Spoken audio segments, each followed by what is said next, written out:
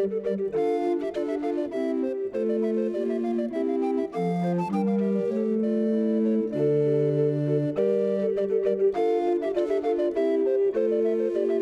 I'm Peter Adamson, and you're listening to the History of Philosophy podcast, brought to you with the support of the Philosophy Department at King's College London and the LMU in Munich, online at historyofphilosophy.net. Today's episode, Opposites Attract, Nicholas of Cusa. Whatever weaknesses I may have as a historian of philosophy, I would be willing to claim one great strength, an ability to work up terrific enthusiasm for whichever philosopher I happen to be reading. Ask me who my favorite philosopher is, and I'm liable to just tell you that it's the one who I'm covering at the moment in this podcast. But it doesn't hurt when the figure in question reminds me of my real favorite philosopher, the great Messina, known in Latin as Avicenna, which has made it especially easy for me to warm to Nicholas of Cusa. That may seem surprising. What could this 15th century bishop from Germany have in common with a Muslim scientist, doctor, and philosopher of 11th century Persia? Well, for one thing, the quiet confidence that they had achieved greater heights even than Aristotle. But what I have in mind is something else, the strategy both use in offering their philosophical accounts of God. It's a strategy that is perhaps more familiar from the medieval Christian philosopher Anselm, who posited that God is that than which nothing greater can be conceived. On the basis of this single idea, Anselm went on to prove that God exists, this being his famous ontological argument, and then to derive all the usual divine attributes of God. Similarly, Avicenna introduced the idea of God as the necessary existent. After proving that there is indeed a necessary existent, he argued that such an existent would have to be unique, knowing, immaterial, powerful, generous, and so on. Nicholas of Cusa does the same thing, and repeatedly. In several of his major works, he puts forward a core idea and uses it to help us understand God, or rather, to help us realize that we do not understand him. Let's consider 3 such attempts from his fairly massive corpus of writings, starting with his most famous treatise On Learned Ignorance, written in 1440. In this case, his fundamental idea is that God is the absolute maximum than which nothing can be greater. This is a pretty obvious reminiscence of Anselm, and to some extent, Cusa proceeds as Anselm did, showing that the maximum must be one, necessary, and eternal. But he's not just trying to derive a series of epithets from the notion of maximality. Instead, he draws out a series of paradoxes, starting with the apparently contradictory claim that the absolute maximum would also be an absolute minimum. This is because both the absolute maximum and the absolute minimum are everything that they could possibly be. The maximum because nothing could be greater than it, the minimum because nothing can be less than it. For Anselm, God was that than which nothing greater can be conceived. Cusa goes him one better, or worse, God is that than which there is nothing greater and nothing lesser. The identity of maximum and minimum is a coincidence between opposites, the idea for which Cusa is probably most famous. His idea is that opposition breaks down at the level of God, the absolute maximum, something he tries to convey using mathematical analogies. He equates the maximum with the infinite, which is fairly plausible, given that infinity is that than which there can be nothing greater.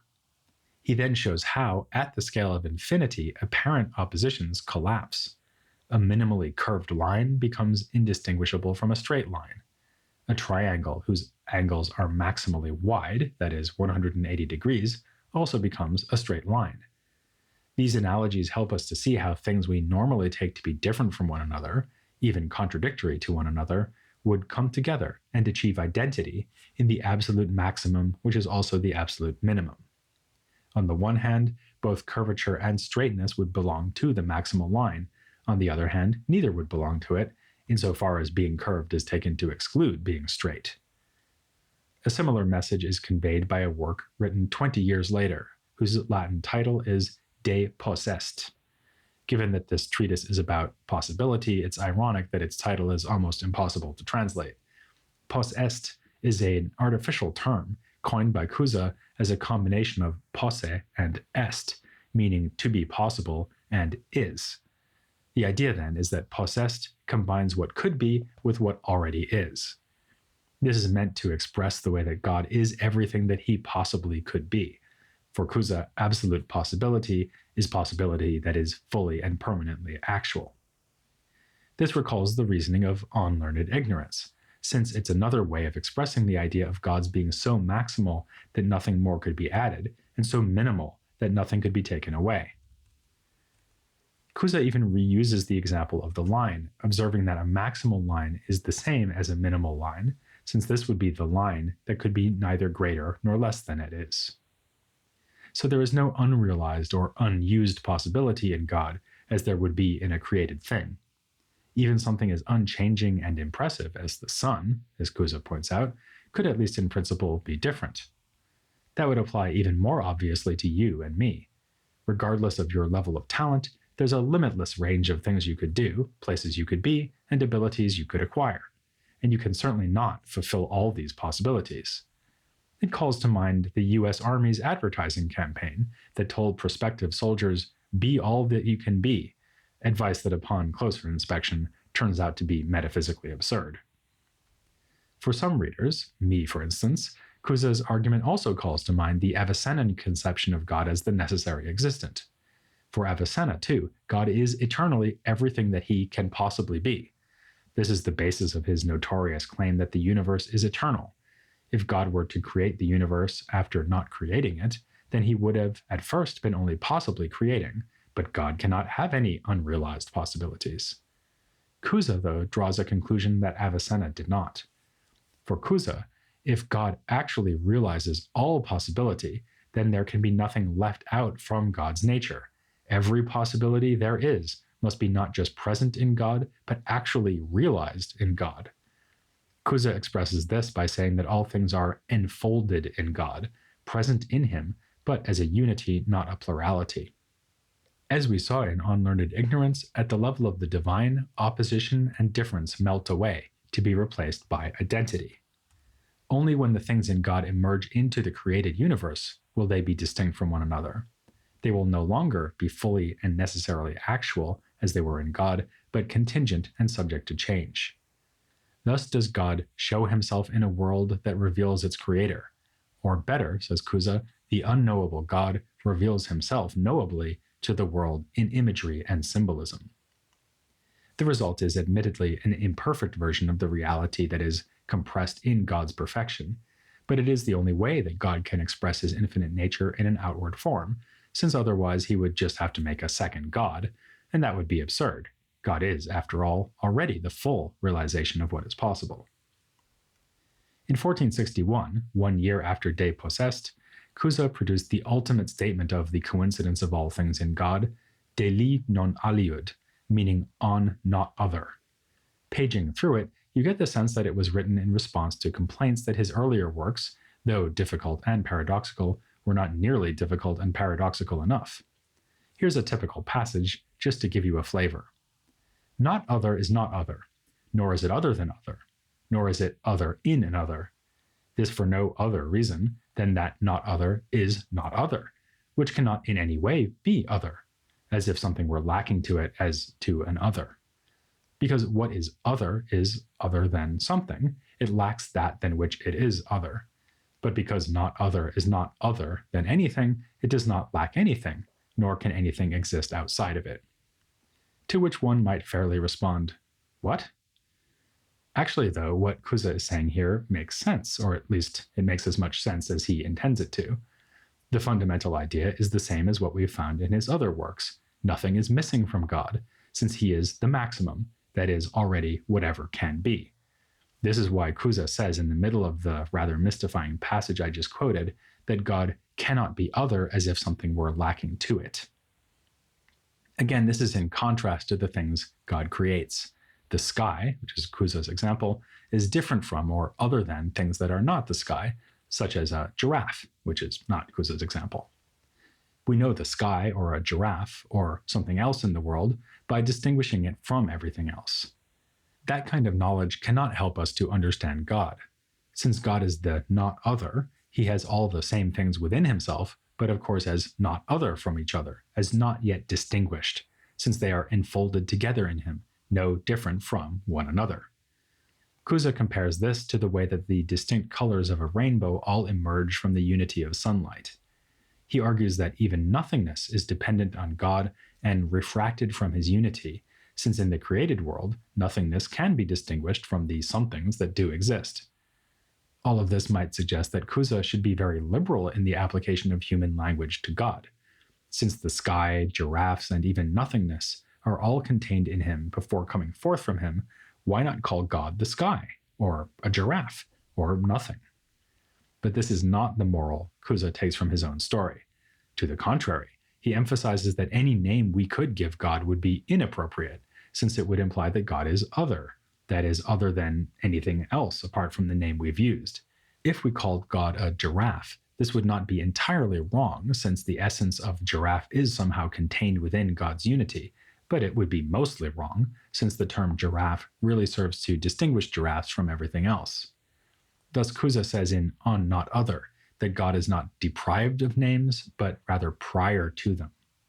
He applies this reasoning even to the transcendentals, the most general properties that, in medieval thinkers like Thomas Aquinas, were considered to apply to all creatures and to be realized most perfectly in God, like goodness, unity, and truth. For Cusa, even calling God goodness itself would be to damn him with faint praise, because goodness can be distinguished from other concepts. Goodness and the other transcendental properties only come after God, having been distinguished out of his utter lack of otherness. Or rather, they come out of him and through him and not just after him, as if they could have arisen spontaneously. These reflections represent the culmination of Cusa's long-standing interest in the limitations of human knowledge. He is powerfully influenced by such heroes of negative theology as the pseudo-Dionysius and Meister Eckhart, and follows their lead by saying that we reach the height of understanding by realizing most fully the failure of our understanding. At the beginning of On Learned Ignorance, he alludes to Socrates' claim to know only that he knew nothing, and agrees. The more that one knows that one is unknowing, the more learned one will be. He allows that we can make progress towards knowing God more fully, but only by successively stripping away descriptive language, or by realizing the inapplicability of different forms of cognition, whether sensation, imagination, or the mind. So long as we are still using the mind to grasp intelligible concepts, each of them a mere likeness of God, we are falling short of God's unintelligible transcendent reality. Cusa compares this to the way a polygon grows ever closer to being a circle the more sides it has. To grasp God fully, to go from the many-sided polygon to the perfect circle, as it were, intellect would have to stop being itself. Like any created thing, intellect always has differentiation and unrealized possibility. Thus, it can never become the maximum, never be so great that it cannot be greater. It goes without saying that this theory of going without saying has a long history. Cusa refers explicitly to Dionysius, but it was a more general Neoplatonic doctrine that God, or the One, outstrips intellect by transcending all description and differentiated thought. And Cusa is certainly an heir to the Neoplatonic tradition. This becomes clear, for example, in a work called On Conjectures, in a sequence of chapters describing a series of onenesses that track the standard levels of the Neoplatonic hierarchy: God, intellect, soul, then the physical world. But this same treatise betrays a more skeptical view of human knowledge than you could find in a thinker like Plotinus or Proclus. The title, On Conjectures, alludes to Cusa's claim that all human beliefs or affirmations about anything, not just God, are mere suppositions or conjectures. I said before that to use a word like giraffe is to distinguish something, namely a giraffe, from all the other things that are not giraffes. Cusa claims that this is all we can ever achieve using language and mental conceptions. We can only grasp that created things are different from one another, not the true natures or essences of the things in themselves. The fundamental reason for this, I think, is that essences are most fully themselves only when they are still enclosed within the unknowable unity of God. In Cusa's philosophy, there is no perfect intellect or intelligible world where our minds could grasp Platonic forms. Instead, the essences of things express themselves only in created individuals, as imperfect likenesses of divine reality, which cannot offer us a basis for adequate knowledge of the essences. There is some debate as to how exactly universal natures exist in the created world, according to Cusa, since he sometimes sounds like a realist about these natures, and sometimes seems to be saying that outside the mind, there are only particular things. But there is a pretty clear passage on the question, at least clear by Cusa's standards, in On Learned Ignorance, where he says that the infinity of God is contracted into progressively more specific instances, like the genus animal, then the species, giraffe, then the individual, Hiawatha. He adds that the peripatetics are right to say that there are no universals existing independently of things, only particulars really exist outside the mind. On the other hand, he says, universals have a certain universal being, which can be contracted by the particular. I take this to mean that Cusa is endorsing a realist position like that of Duns Scotus. There are no universals as such that somehow float around in extramental reality, but there is a real giraffe nature in Hiawatha that belongs only to her. There's a parallel here to the relation between God and the universe. Just as God's infinity is contracted into the limited form of the universe, which cannot realize all possibility the way he does, so the absolute nature of giraffe is contracted as the rather splendid but still more limited version of this nature that we find in Hiawatha. So here we have Cusa engaging with a theme familiar from medieval philosophy, the problem of universals. And as I've mentioned, he gives us strong echoes of medieval thinkers like Anselm, Avicenna, and Eckhart. The fact that he is writing around the middle of the 15th century shows us that approaches and themes thought to be typical of medieval thought were still viable at this period, and we'll be seeing more evidence of that as this series goes along. Appropriately enough, though, Nicholas of Cusa reconciles the opposition so often drawn between medieval and Renaissance philosophy. A glance at his biography shows that he can also be classed as an early Northern humanist. Like other humanists from the North, he spent time studying in Italy, in his case in Padua, where he studied law, physics, and mathematics. He then returned to pursue theology at Cologne, but his work for the church took him to Constantinople in 1437. He brought back Greek manuscripts that still exist today in the archive at his home city of Cuis. Of course, the only thing more typical of humanists than collecting manuscripts was complaining about Aristotelian philosophy, and Cusa did that too. There's nothing in his works to anticipate the anti-scholastic diatribes of men like Juan Luis Vives or Thomas More, but he does pause in On Not Other to lament the way that Aristotle's philosophy fell short of grasping God's full transcendence. This is something he links to the limited resources of Aristotelian logic. To grasp the divine, we must go beyond reasoning. This means getting past the exclusive choice between affirmation and negation, instead embracing the coincidence of opposites, just as Dionysius managed to do. Depending on your philosophical tastes, you might find this to be an exhilarating or an alarming remark. It sounds like Cusa is rejecting the principle of non-contradiction, which is the basis of all reasoning, and not just for Aristotle. But in my view, that's not quite right. Saying that oppositions collapse or are no longer applicable in the case of God is not the same as holding that two inconsistent propositions are both true. When Cusa speaks of the coincidence of opposites, he does not mean that two opposites both hold true of God while remaining opposed, as would a modern-day logician who introduces a third truth value for statements that are both true and false. This is called dialethism, and logical systems that allow for such statements are called paraconsistent. Rather, Cusa means that the opposition breaks down altogether. This is more like what philosophers now call a category error, as when someone says that the number 4 is neither blue nor not blue because the whole concept of color doesn't apply to numbers. While the difference may seem rather technical, it's of considerable importance for understanding Cusa's negative theology. He keeps telling us that we cannot fully understand God. But why not exactly? On the interpretation I'm suggesting, the problem is not that we are unable to believe two contradictory things at the same time, like by holding that the same thing is both straight and curved, even though straightness and curvature are mutually exclusive. Rather, what we are unable to do is fully to grasp how the straightness of the infinite line does not rule out its being curved. In favor of this reading is that it fits with what he says about other areas of Aristotelian logic, like the theory of categories. Think again of the maximum and minimum and their identity in God. When explaining this, Cusa says, If you free maximum and minimum from quantity by mentally removing large and small, you will see clearly that maximum and minimum coincide. Later, he tells us that the difference between substance and the other categories, like quality and quantity, is obliterated in God, because as the maximum, he must contain them all. This is a clear rejection of Aristotelian logical tools, but it's a rejection that consists in simply deeming them inapplicable. Cusa is critical of other aspects of Aristotelian philosophy too. Like a number of thinkers in the generations to come, including Copernicus, Telesio, and Campanella, he distances himself from the medieval understanding of the cosmos. The imperfection of human knowledge is matched by that of the physical universe, which is, again, only a likeness of God's maximal perfection.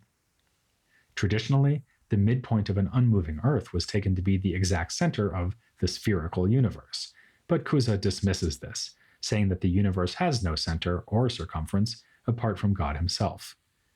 In fact, the cosmos is infinite, though this seems to mean only that it is in principle without fixed boundaries and could be increased in size by God without limit. Cusa is not saying that the universe is actually infinitely large. Furthermore, the Earth is moving, which seems a striking anticipation of Copernicus, though Cusa does not say it is moving around the sun. In fact, his most insightful remark along these lines, and the most Copernican, concerns not the spatial arrangement of the cosmos, but the fact that up and down, or in astronomical terms, center and zenith, are a matter of perspective. If we were at some spot in the heavens, we would think that it is the Earth that is moving above us in the sky. Likewise, it is because we are on the Earth that we do not realize it is moving. If Cusa's humanist interests and misgivings about Aristotelianism make it reasonable to think of him as a philosopher of the Northern Renaissance, then his political writings suggest that we could see him as an apostle of reform. His aim was to establish the maximum degree of agreement and harmony. As scholars have not been slow to note, this seems to be a political application of his characteristic approach in metaphysics. Cusa the church lawyer and diplomat was also Cusa the Neoplatonist, developing his own cluster of philosophical insights, incorporating all into one, reconciling poles of opinion and their contradictions. Within the church, this meant working to resolve tensions between the papacy and the rest of the ecclesiastical hierarchy. According to a standard view of Cusa's career, he began as a staunch supporter of conciliarism, that is, the principle that agreements reached at a church council should be binding for the pope. But then he shifted towards equally staunch support for papal supremacy. This is probably an exaggeration, because even in his earlier conciliarist phase, he emphasized that the pope must be involved in reaching consensus at a council. So Cusa was clearly no Martin Luther.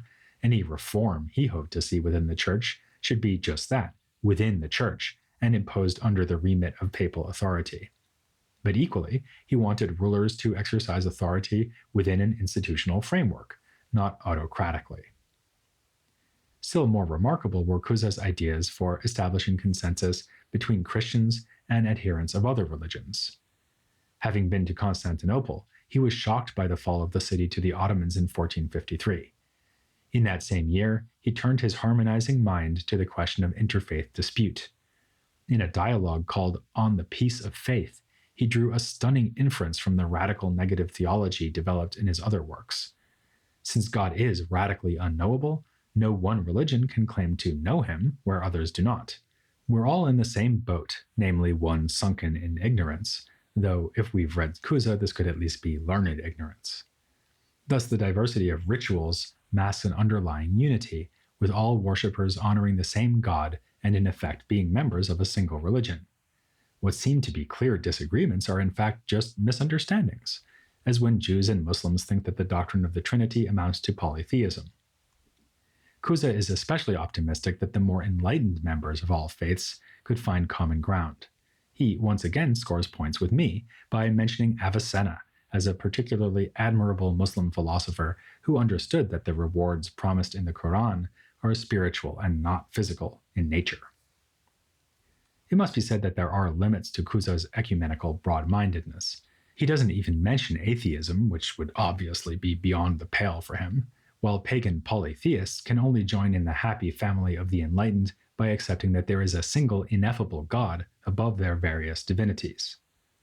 Of more practical significance are his remarks about Jews, whom he takes to be especially stubborn.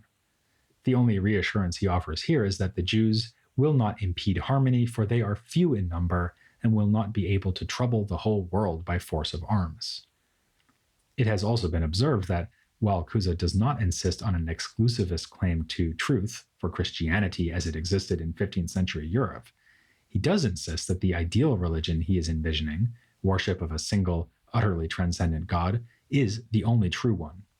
Dispute and discord between the faiths is pointless, but only because all mundane religions fall short of the highest truth, which reigns supreme over them all. And of course, it's entirely understandable that so many people have fallen short of that truth, since it ultimately exceeds the grasp of humankind. This is perhaps the deepest sense in which Nicholas of Cusa prepares the way for what is to come in the next century and a half.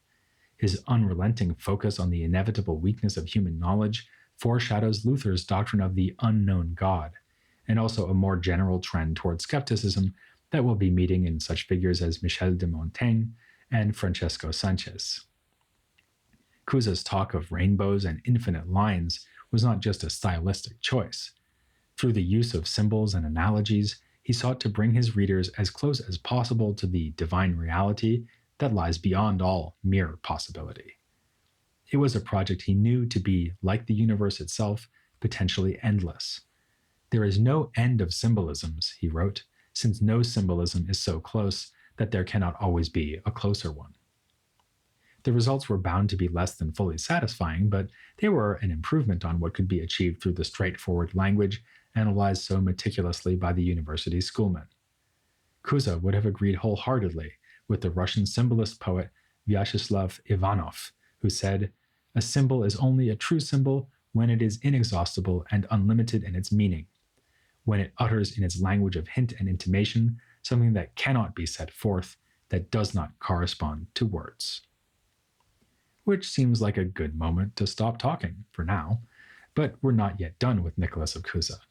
A thinker this complex and significant deserves a few more words devoted to him, and it's no coincidence that I've lined up a leading scholar of Renaissance philosophy to provide them, Paul Richard Bloom. That's next time here on the History of Philosophy, without any gaps.